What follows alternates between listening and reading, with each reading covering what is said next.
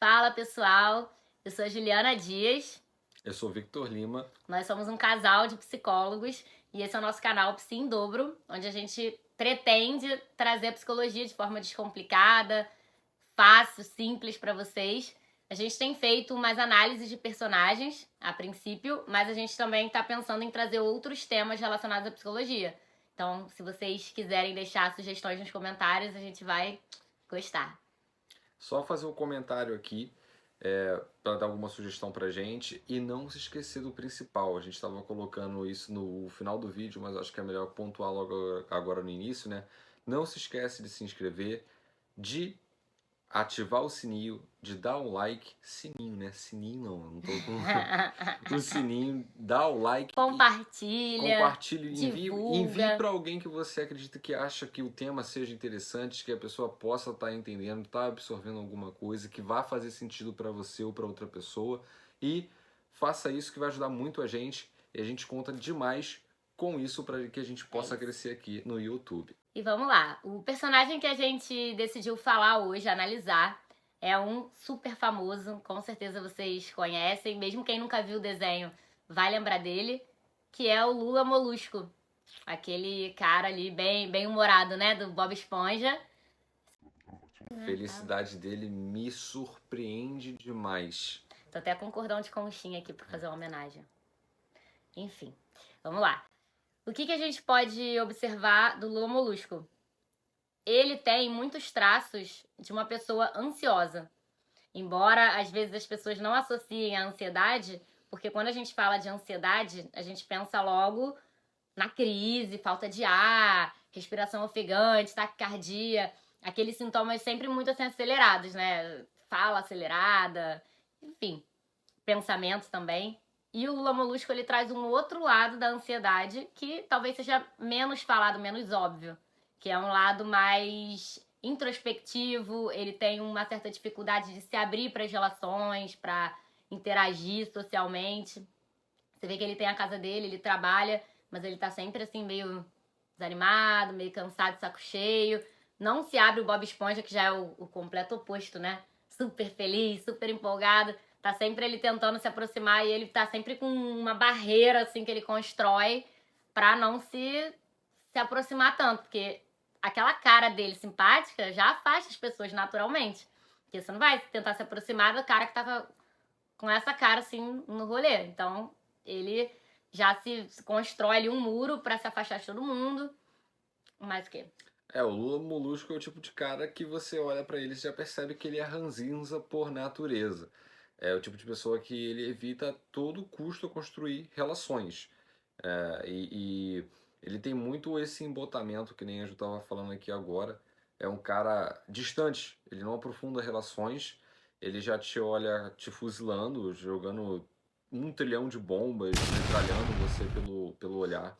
É o tipo cara que ele parece ser muito ressentido, né? Amargurado, ele tem raiva, ele não gosta de ver a felicidade dos outros, né? Parece que o próprio Bob Esponja, você meio também Um pouquinho demais, né? assim, incomoda bastante ele, mas você vê que ele não mantém isso somente com o Bob Esponja, assim, para os demais personagens ali dentro do desenho. Uhum. Então ele é o cara que no rolê ele tá lá no canto dele e não tá ali aprofundando assuntos, conversas, relações, não, ele quer ficar no canto dele. E se você for lá dar umas boas-vindas ou chamá-lo, você pode ter certeza que você vai ser chutado na hora. E uma coisa que eu acho interessante, assim, claro que no desenho não mostra com esse olhar, com essa profundidade, porque é um desenho infantil, então eles botam mais o Bob Esponja ali pra fazer uma graça e tudo. Mas se você reparar, tem umas cenas do desenho que o Lula Molusco tá em casa, isolado, e ele fica olhando o Patrick e o Bob Esponja brincando, se divertindo na rua, e ele da janela, assim, triste com aquilo. Ou seja, ele tem talvez o desejo de estar ali, de interagir, de se aproximar, mas ao mesmo tempo ele não consegue, ele se fecha.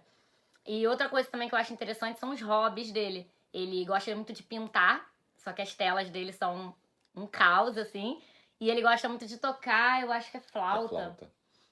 Mas ele também toca super mal. Só que você não vê ele indo atrás disso. São coisas valorosas pra ele, né? A música, a arte. Mas ele não vai atrás de uma aula ou em shows ou em exposições para ver artistas.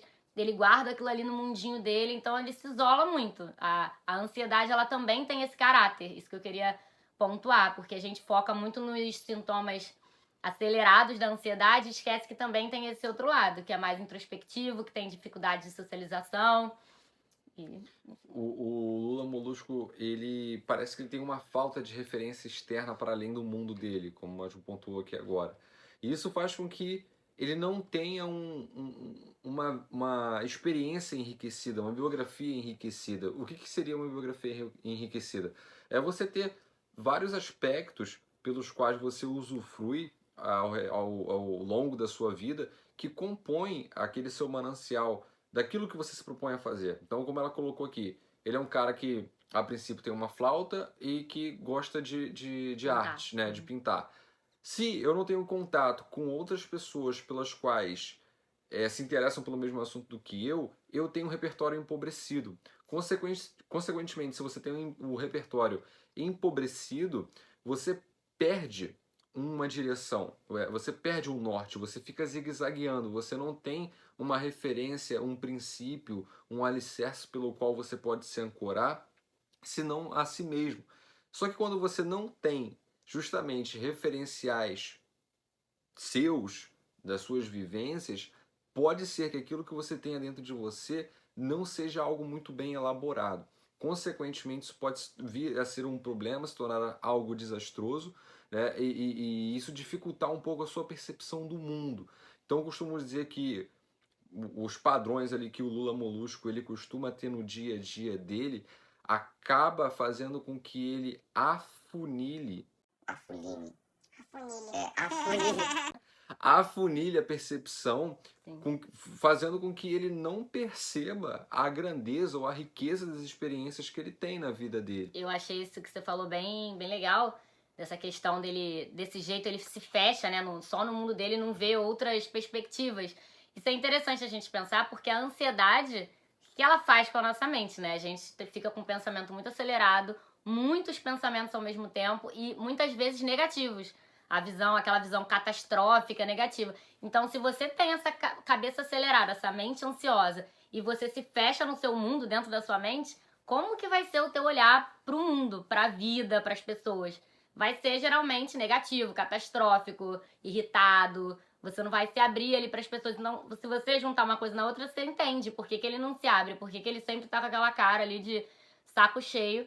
Porque ele tá seguindo, se baseando só pelos pensamentos. E como a gente sabe, os nossos pensamentos nem sempre têm razão. Os nossos pensamentos também mentem, porque a gente constrói coisas a partir das nossas experiências.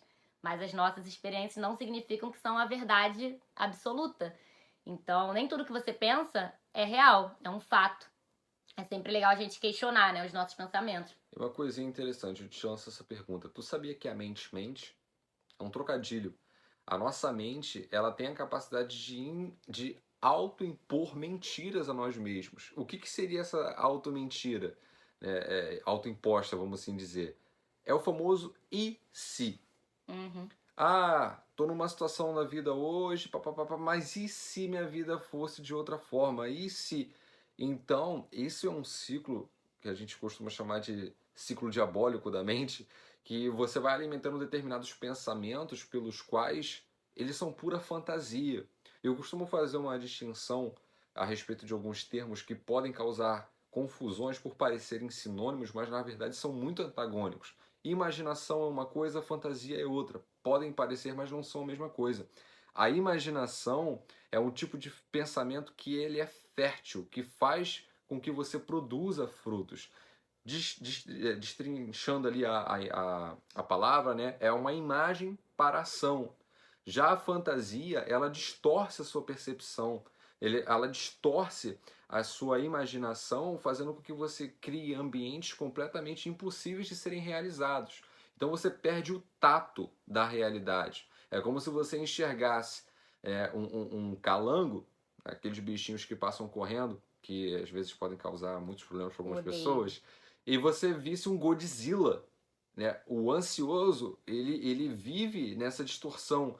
Ele não mede. Sempre em alerta. Ele não mede a proporção das coisas. Então tudo para ele é um constante perigo.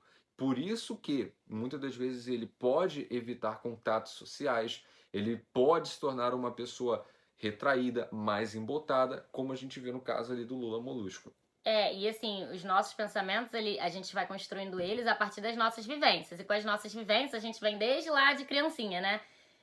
Então, assim, se você, quando era pequeno, ouviu coisas negativas sobre você, seus pais ou cuidadores eram muito críticos, né? Te cobravam muito, reclamavam muito do que você fazia, esses pensamentos, eles ficam ali na sua cabeça, você internaliza isso. E você acaba crescendo e agindo como se aquilo ali fossem verdades. Por isso que é importante, eu sempre trabalho isso com os pacientes, falo também no Instagram e tal, da importância da gente questionar mesmo os pensamentos, assim, prestar atenção no que a gente tá pensando, porque a gente não presta, a gente só vive a vida no modo automático, e se questionar, cara, isso é um fato, eu tô pensando isso aqui, mas isso tá acontecendo mesmo? Porque às vezes você já tá antecipando um negócio que é daqui a um ano, sei lá, ou que nem tem previsão de acontecer, que é o bem o Lula Molusco, você vê, essa cena eu acho até triste. Ele em casa, olhando da janela, o Bob Esponja brincando com o Patrick. Você vê que ele fica triste, você vê que ele queria estar lá, mas ele não consegue. Por quê? Vai saber o que tá passando na cabeça dele, né? De repente ele pensa, eu não sou bom o suficiente pra estar ali, ninguém se importa comigo. E às vezes aquilo nem é verdade, o Bob Esponja adora ele, sempre tenta contato, até um pouco chato, mas sempre tenta contato com ele e ele fica assim. E ele às vezes não percebe, porque a gente faz as coisas também sem perceber. Por isso que a terapia, ó, é importante. Que a gente começa a se enxergar, a se ouvir. Muitas vezes ele tá com aquela cara assim e nem se dá conta. De repente, na cabeça dele, ele tá com a cara normal, sabe? E aí, pra gente finalizar, qual balança você tem colocado na sua vida? Qual a medida que você tem colocado para poder avaliar os fatos, para avaliar a realidade, para avaliar as suas decisões e as suas escolhas? Porque às vezes acaba se tornando bastante confortável a gente ficar preso numa situação que a própria ansiedade, que a nossa própria fantasia cria, pois a gente acaba se Costuma, conformando, né? se acostuma, e você passa a viver em um estado de caos constante, de ansiedade constante, de Você se angústia acostuma com constante. o caos, assim. Se acostuma, aquilo ali se torna o normal, né? O conhecido pra você. E uma coisa interessante sobre esse costume perante o caos é que você está sobre algo que não é sólido. Ele é algo que ele é muito, muito, mas muito frágil. E a qualquer momento, qualquer deslize, você pode ter uma crise, você pode novamente entrar em um sofrimento muito ruim, porque viver em constante ameaça significa que você não está planejando, não está preparado para agir. Você não sabe o que te espera. Quando você não sabe o que te espera, você entra numa vulnerabilidade que não é uma vulnerabilidade que você aceita de forma natural, mas é uma vulnerabilidade que faz com que você perca a sua percepção. Quando você perde a sua percepção, você cria a falsa sensação de que você não sabe agir no mundo. O Vitor falou dessa parte dele se acostumar com o caos, com o que tá ruim, é o que a gente chama de zona de conforto. As pessoas até brincam, né? Psicólogo fala que é zona de conforto, mas, pô, se isso é zona de conforto, imagina o ruim. Mas é justamente isso, zona de conforto não é que é um lugar bonitinho, fofinho, porque você tá lá feliz. É o contrário, a zona de conforto é um lugar que é ruim, que não é bom pra você, que te prejudica, mas que você se acomoda nela, você se acostuma com ela. Porque é melhor estar numa dor que é conhecida do que se arriscar no novo. O ansioso tem muito medo disso, né? Da novidade. Porque isso naturalmente gera ansiedade. É normal. A ansiedade é uma emoção normal. Então, se você tá diante de uma prova ou de começar algo novo e vai num primeiro encontro, você vai ficar ansiosa. E natural, até a gente espera isso. Mas o ansioso não quer, né?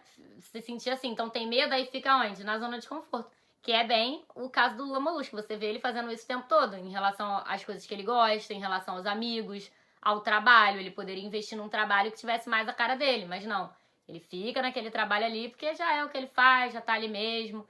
E não muda, né? Vive num ciclo ali de sofrimento, de cansaço. Eu também vejo nele alguns sintomas, alguns traços, né, de depressão, assim, né, talvez, umas características, a gente já falou disso mais cedo. Talvez a questão do humor ali, um desânimo, né, esse isolamento também é meio parecido, né, a ansiedade e a depressão tem bastante coisa em comum. A insônia acontece nos dois também, ele tem alguns episódios que aparece ele com dificuldade de dormir e tudo. E esse afastamento dele também, acho que é a coisa que mais marca. Quando a gente, pelo menos pra mim, né? Quando eu via, né, o Bob Esponja, era esse afastamento dele com o restante ali do pessoal da vila, de onde ele morava, Feira né? do Na Biquíni, eu Feira do acho. Biquíni, vila não, tô confundindo já enfim, os negócios ali.